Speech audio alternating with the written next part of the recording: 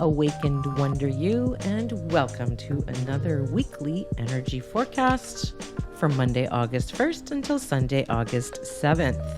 Let's start out with the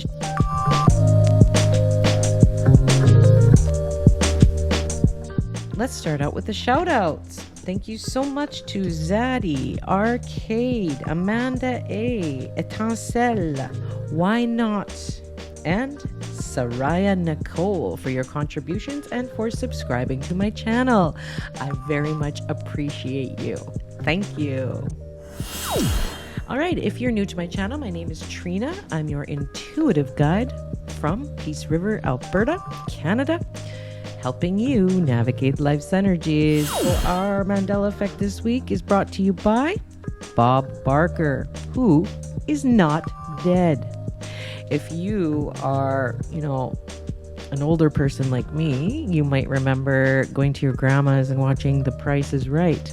And then when Happy Gilmore came out, maybe that's your favorite movie, like me. The Price is Wrong, bitch. And turns out Bob Barker in this timeline now has never died. So there you go. Let's watch this clip by Crazies Lab.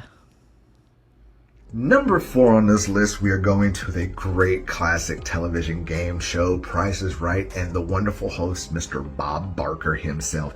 Yes, Bob Barker. Now, in my reality, in many realities, we remember Bob Barker dying in 2017 at the age of 94 after he had fell and slipped and hit his head on the ground and get to the hospital and he died. That is how I remember it. I remember Bob Barker dying back in the day, and many people do too as well. But the Mandela Effect in this is that he has never died. He didn't die. He is still alive to this day. He is 98 years old, being rolled around watching television and Price is Right. This is oddly crazy because many of us remember Bob Barker dying in 2017 because it was all over the news about him passing away.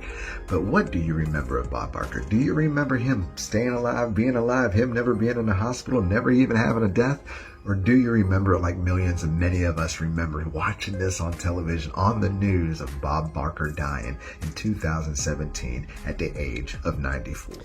All right, and our next Mandela Effect is brought to you by Reddi Whip, not whip.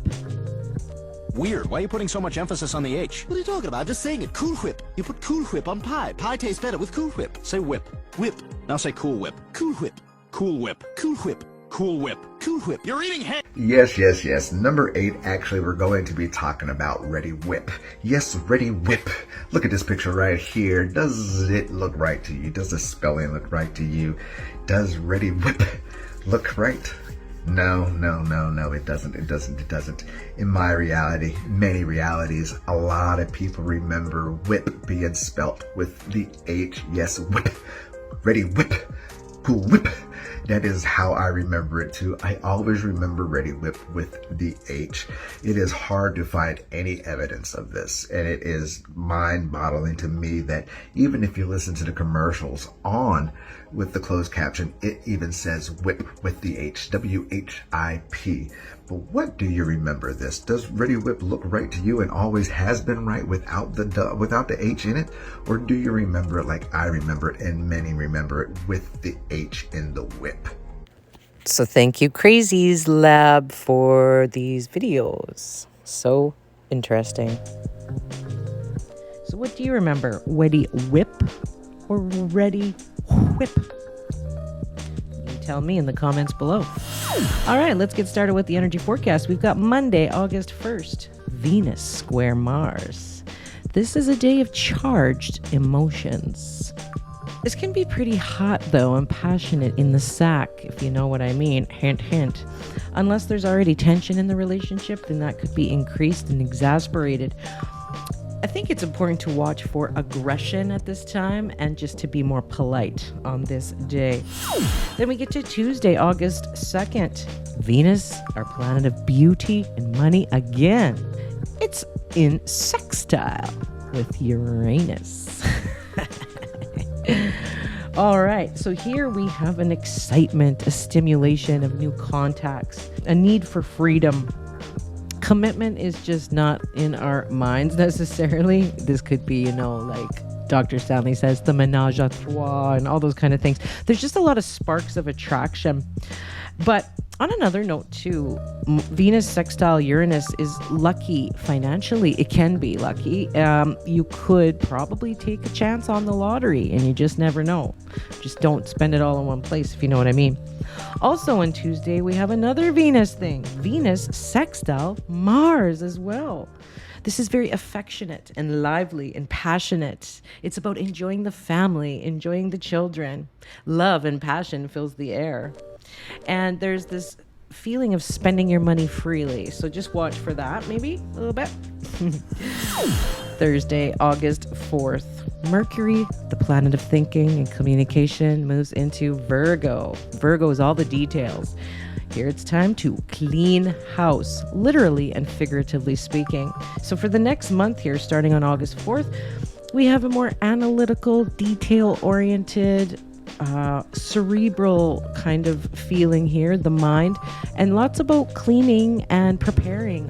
It's almost like we're starting to prepare for fall, and maybe it's a lot about buying the school supplies, for the kids, preparing for school, starting at the end of August, that kind of, well, at least around here anyways, starting that kind of feeling. It's a very service-oriented feeling. It's about prepping, prepper's delight here. Could be about medicine and pets as well. Alternative health could be a big thing. It could be about preparing your daily routines, making them more efficient, or maybe making them more fun, or something changing there.